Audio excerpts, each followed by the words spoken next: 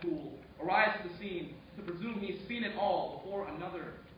Another case of a woman hitting rock bottom because she hit the bottom of her supply of hits of rocks, but it's just top. She hit rock bottom because she never had the chance to climb a beanstalk in the first place. But what does it matter? Her name will be broadcast for minutes, televised as a statistic. Her death will be written in a special segment on Channel 4 News, and forgotten in 10 minutes flat like that by the population. But I dream that the woman exists in a long-lost fairy tale, dancing in her own ball and whirling and spinning so beautifully that every planet in the universe becomes jealous. She would jump out the window to be greeted by Peter Pan and be taken to Neverland. And then they're playing on the beach, barefoot. One of the kids will say, "Look at the scars on your feet. What happened?" And she would say, "I tried to wear glass slippers once, but they didn't fit. But I still let nobody tell me I wasn't a princess."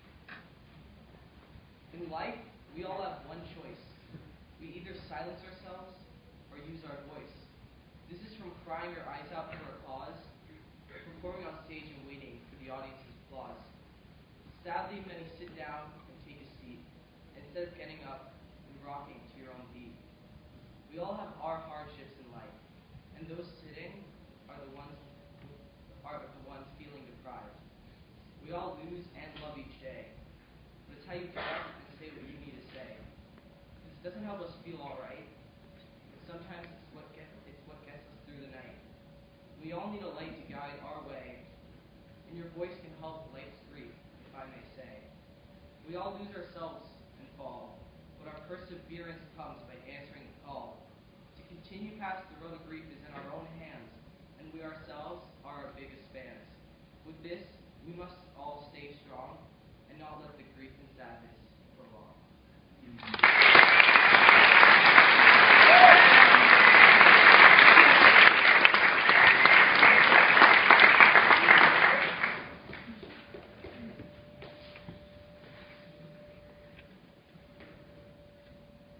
My name is Will Apple. Today I'll be reciting Repetition by Phil K. I remember the bed just floating there. Apart, apart, apart, apart. My mother taught me this trick. If you repeat something over and over again, it loses its meaning. For example, homework, homework, homework, homework, homework, homework, homework, homework, homework, see nothing. Our existence is the same way, she said. If you watch the sunset too often, it just becomes 6 p.m. If you make the same mistake over and over, you'll stop calling it a mistake. If you just wake up, wake up, wake up, wake up, wake up, one day you'll forget why. Nothing is forever, she said. My parents left each other when I was 7 years old. Before their last argument, they sent me off to the neighbor's house, like some astronaut jettisoned from the shuttle. When I came back, there was no gravity in our home. Beds floating. I imagined it as an accident, that when I left, they whispered to each other, "I love you," so many times over that they forgot what it meant. Family, family, family, family, family, family. My mother taught me this trick. If you repeat something over and over again, it loses its meaning. This became my favorite game and made the sting of words evaporate. Separation, separation, separation. See, nothing, apart, apart, apart, apart. See, nothing. I'm an injured handyman now. I work with words all day. Shut up! I know the irony. When I was young, I was taught the trick of dominating language was breaking it down, convincing that it was worthless. I love you. I love you. I love you. I love you. See, nothing. Soon after my parents' divorce, I developed a stutter. Fate is a cruel and efficient tutor.